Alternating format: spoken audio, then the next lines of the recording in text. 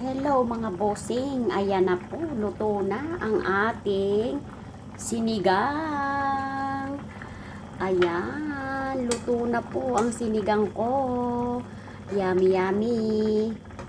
Ayan po, sinigang na ribs, buto-buto po. Ito po ay radish, ano nga yun sa Tagalog? Ano nga? Radish, ayan. Ay, ito naman ang ating sitaw. Ayan, meron tayong sitaw at saka kamatis. Siyempre, nilagyan natin ng sinigang mix. Ayan. Para more yummy-licious. O, diba? Mga bossing, mga kakusikong mahal. Naku, napakasarap nito. Let's eat na.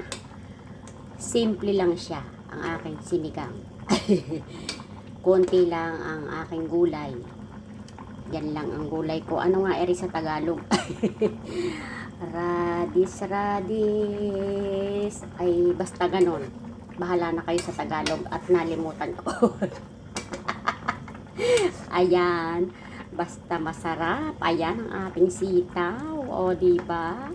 Ang ating buto-buto. O, ayan. Mga busing. Ayan. Nakikita niyo yan, mga kakusikong mahal. Sobrang sarap. Ayan. Pero, alam nyo ba, na ang aking kanin dito ay konti lang. Kasi, pag dinamihan ko ng kanin, ay naku, mapapadami ang ating kain. Kasi sobrang namiss ko tong sinigang. Ayan. Kaya, baka mapadami. Ay ating ang tikman kung ano at ng malasahan. Ay, wow. Sarap. Super yummy.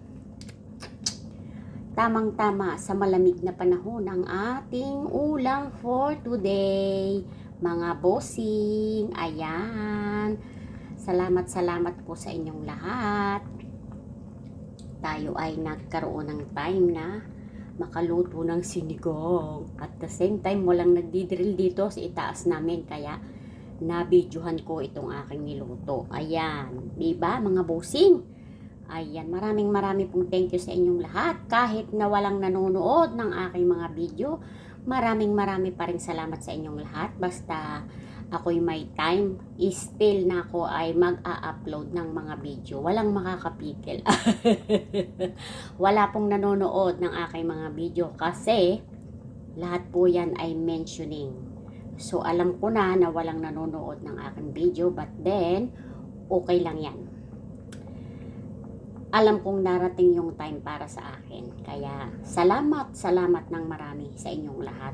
Thanks for watching this my sinigang.